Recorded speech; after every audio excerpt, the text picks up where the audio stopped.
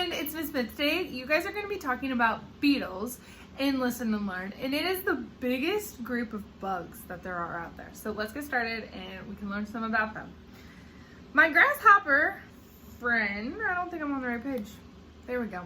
My grasshopper friend tells me that he asked you to guess the largest group of insects on Earth. Did anyone guess flies? Perhaps you guessed ants. Both ants and flies are good guesses. You may notice flies and ants more often than you do enormous groups of insects to which I belong. Do you remember seeing a picture of me in the first lesson about insects? Who remembers my name? Yes, I'm a ladybug. And did you know that ladybugs are beetles? Fireflies are beetles too. Beetles make up about 2/3 of the insects on our planet, so over half of the bugs on this earth are beetles. There are over 400,000 kinds of beetles. By the end of the day today, you will know a lot about these amazing and diverse insects. And they come in all different shapes, sizes, and colors. Beetles include fireflies, weevils, whirligigs, and rhinoceros beetles. You already know what it makes an insect an insect. It has a head, a thorax, an abdomen, antenna, 6 legs, a hard exoskeleton, and it might have wings. So what makes a beetle a beetle? First of all, because beetles are insects, we share the same characteristics as all insects. We have a head, we have a thorax, and an abdomen. We have antennae, 6 legs, a hard exoskeleton, and wings. Most beetles undergo a complete metamorphosis, so they're changing. What else do all beetles have in common? Beetles stand out in the insect world because they have heavy armor in a protective covering. In addition to our exoskeletons, our wings provide protection. Most beetles have 2 pairs of wings, but our front wings are not really wings at all. These thick, hard protective covering are called elytrae. When we're resting, we tuck our delicate back wings under our elytrae or our front wings so that you cannot see them at all. Then, when we are ready to fly, we unlock our elytrae and unfold our long, thin back wings. Our elytrae provide lift like wings on an airplane, but they remain quite still as our back wings beat up and down in flight.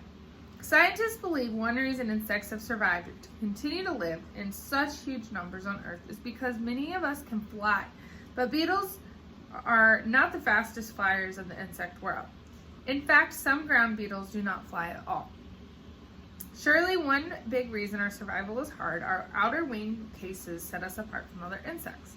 Being tough, we're able to burrow down under stones and logs in very narrow places where we remain hidden, protected from predators. It's hard to crush or bite a beetle. So they have these shells on them, and then it makes it hard for predators to eat them. We're clever beetles, and we have many means of protection. For instance, look at this bombardier beetle. This ground-living beetle produces chemicals in its abdomen.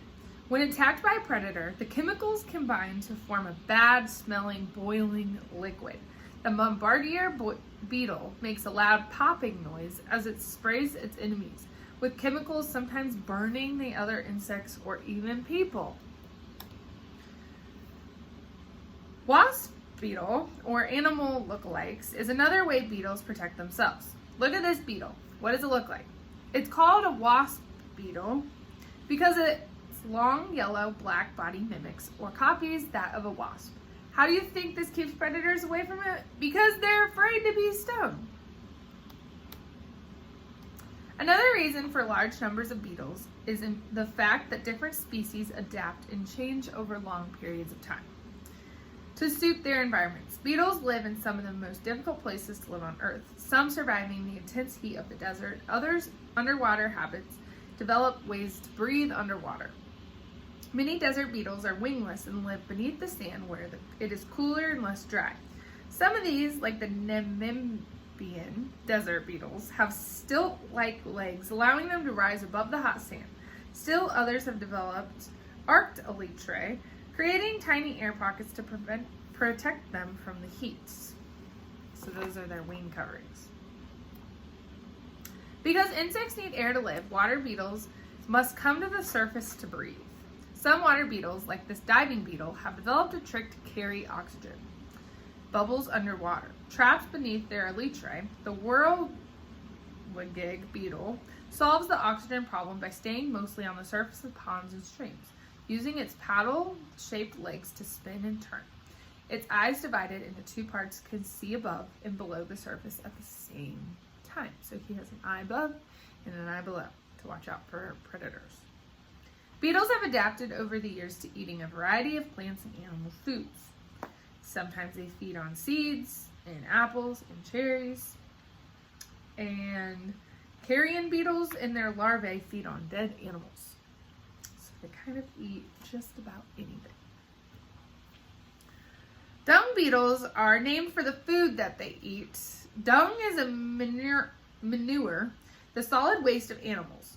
Dung is very rich in nutrients and an ideal food for a dung beetle. Adult dung beetles compete to get some of the dung. They roll the dung into balls and push them away from other beetles. They bury the balls in the ground and lay eggs in them. When the eggs hatch, the larvae feed on the dung. Tiger beetles are fierce predators, chasing down almost any prey they can find, including other insects. Their fast legs, strong jaw make their job easy. Tiger beetles are the fastest runners in the insect world. Even the larvae of the tiger beetle are predators who eat other insects. The larvae hide in burrows, popping partway out and snatching passing insects with their jaw. The stag beetle, with horns like the antlers of a stag, a male deer, so a boy deer, looks rather fierce. It is among the most harmless of all insects. It eats mostly tree sap and other liquids. Its horns are actually its jaws. Male stag beetles use these jaws to wrestle each other for females. So these are what they fight each other for girls. Kind of fun. Horned beetles, like the rhinoceros beetle, include some of the largest beetles in the world. Some of these beetles are also called Hercules beetles due to their great strength. The males use the horns to drive away other males from the female when it's time to mate. Many of them live in hot, wet, tropical areas. So this one is the Goliath beetle. That's the heaviest beetle.